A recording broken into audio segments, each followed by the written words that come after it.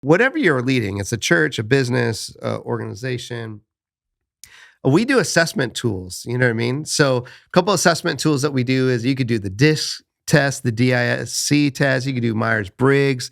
You could do the Enneagram. You can do Strengths Finders. Working Genius. There's so many things out there. Yeah.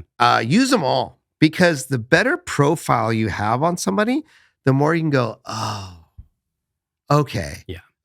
Recently, we had somebody that just went through all these, and we were trying to figure out, I don't think this is working for you. Like, I'm not sure I put you in a place to win, and I want to try to figure out why. When we got the results of the test back, we go, oh my gosh, yeah. I'm actually asking you to do something that you're not naturally gifted at. That's unfair. It's something that doesn't give you life. It's something that doesn't give them life. So they're over there drowning and dying, and we're just going like, hey, what's your problem? And they're like, I'm working my butt off to do what you want me to do, and I can't do it, or I don't understand. Well, that's on us. Like, I can go, okay, let's have a better understanding, and then have the conversation about how do we get you to a place where you can thrive better. Again, knowing them. The other part is what I do with anybody that comes in. One of the first things I ask them is, tell me what your overall vision is, right? Like for your life. For your life, yeah. And a lot of times, if they think it's a safe place, they'll be honest. If they don't, they'll say things like, it's to be here for 20 years and to help you accomplish this goal and that goal. And I'm always like, oh, yeah, cool. But for you, what would you? And sometimes it's really beautiful stuff. If they trust me, they'll say, honestly, I just want to be at home and raise my kids. Or I've always wanted to be an artist, or I want to write a book, or I want to, whatever it is. Once I can hear that, I go, okay, cool. And I can anchor their experience here to give them the skill set so that eventually at some point, yeah, they can go and do that. When I do that, that's building that trust. And then they go, dude, Tommy's really for me. Yeah, that's rare, by the way. I mean, I know, because I experienced that with you. You know, when you came on board, that was one of the first questions you asked me. Like, hey, what are your what are your hopes and dreams? And I'm just like, what? Get out of my hopes and dreams. What's it to you, man?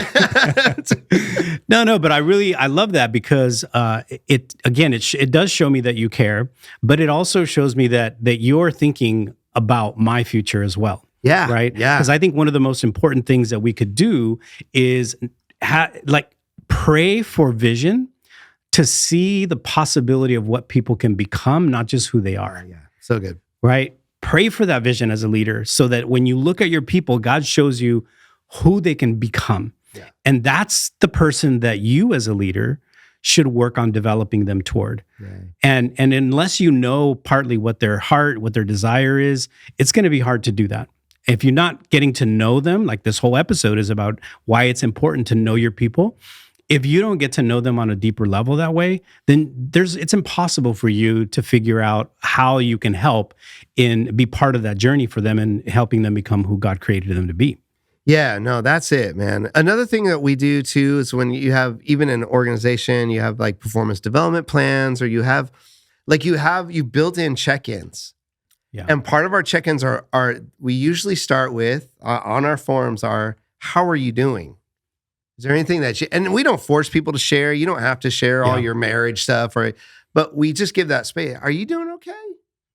And whatever they want to share there, they get to share. Again, goes back to building trust, but it's also just like the way I think about managing people is really like, it's an algorithm for me. It's how are they doing right now in life? What else are they carrying? What are the things that they're trying to accomplish? What are the gaps that they need help in? And how can I best encourage them to be that person that I think God's creating them to be? Yeah. Like, it's those things together for me that, like, I take all that into consideration. I don't just take into, look, man, this needs to be done. It's not getting done. What's your problem? Yeah. Well, dude, your marriage might be falling apart. Well, I want to know that. So I could be like, hey, look, value-wise, how can I support you in that? It's not my job to fix your marriage, but if I understand that, again, building trust, and that helps, right? Now, that all matters on how far people let you in. And Sure. you know, And you can't force your way into people's lives. But that's sure a great barometer to say, how are you doing in building trust in your organization?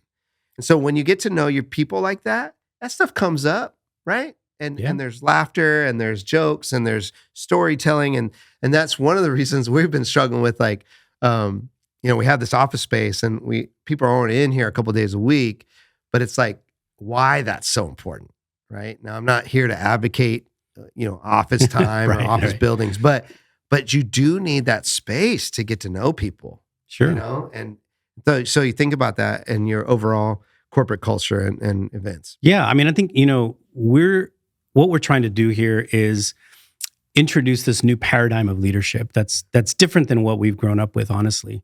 Right. Yeah. I remember, again, one of the biggest interview questions back in the day, right? I haven't interviewed for a job in a long time, so I don't know if people are still asking this, but I don't ask it. But it was like, hey, tell me why you would be good for this company. Oh, yeah. Right? Like, that was always a big thing. Tell me how you're going to fit in here. Tell me how you're going to help us, you know, I don't think they grow. ask that anymore. Yeah. Right?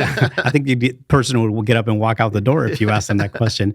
But I think the more important, I love the question of, hey, what are your hopes? What are your dreams? Like, what's your vision for your life? You know, which is, again, something that as a leader, that actually takes intentionality and it takes time, right? It takes time. If you're so busy as a leader trying to build that thing that you are not sitting down and having those conversations with your people, then you're missing out on a ton of benefits, right? On this beautiful kingdom picture where everybody is contributing, everybody's a gift, everybody is working together toward the mission and vision that you call them, but while on the trajectory of also becoming who God created them to be. Right, yeah. Like, I think one of the greatest questions that you can ask as a leader is, or I shouldn't say questions, but one of the things that you need to understand about your people as a leader is, hey, what are the things that you value? Yeah. Right? What's valuable to you? Because that's important for me to know, again, not just for the sake of, oh, okay, cool, that's what you want, awesome. But it's also important for me so that I know that I have you in the right assignment. Yeah. Because if you don't value the same things that particular role needs to value or the organization needs to value, then again, we just need to have the honest conversation about, okay, maybe this isn't the right fit organizationally, maybe this isn't the right role, right? Maybe it's not even the right goal for you to have, right? Because it doesn't align with your values. Yeah. But I think normally what we try to do is we try to change your values to be like, your values need to be my values, right? And unless you're living out my values, then you don't belong in this company. Right. And when you see that, right? And again, this is the area of how this actually works out. When you do the assessments and you start to get a better profile, and then you're engaging with it. Like, oh, you know, we do talk about the Enneagram a lot, and we're like, oh, if you're a 1, how do you see that as a 1? How it works on a real practical level is then I care about those who I'm leading. So I want to, you know, do the building blocks of trust. And as I do that, I'm also thinking about, Robert sends me an email. Or here's a better example. I need to find something. And I know that Robert's already sent me 3 emails about how to do this thing, or maybe set this thing up on an Excel sheet, or where this thing was at on Dropbox or whatever it is. Now, I could just go, hey, Robert, do you know where this thing is at? But I also know that Robert's like, did you know how many people are constantly asking Rob about, hey, how do you do this? What do you do that? So I can stop for a moment and go, okay, I don't want to be another voice for Rob. I know he's got a lot of stuff going on. He's told me some of the things going on in his life. I know the projects that he has. Like, I'm not going to do that. I need to go look. I need to do the work so I could love Robert well in this moment. So I don't jam him up, right? But I'm thinking about you, and I'm thinking about you holistically, where I'm like, this is how he's made. I know this is going to irritate him. I know all the stuff that he's got on. Maybe if he didn't have all these projects going on right now, sure, I could hit him up. Dude, I'm so sorry, Robert. Where is this at, right? On the back end, you know, on the reverse of that, it could be like, hey, I know Tommy, Tommy's trying to explain this thing, you know, and people aren't going to get it. You know what I mean? And so I'll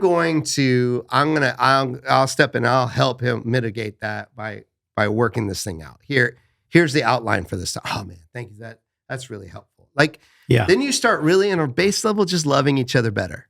And when you start to understand that more, and you start to understand the ethnic and the cultural implications and the personality and the work types and all that kind of stuff, it helps avoid some conflicts that don't need to be, because we already understand each other. Yeah. And when there is conflicts, then you can come back and go, hey, so I'm sorry, how do you see that? So when I say this, what do you hear? Yeah. Like, I hear that you're lazy and you just don't want to do it. And I'm like, oh, but that's just relationship building.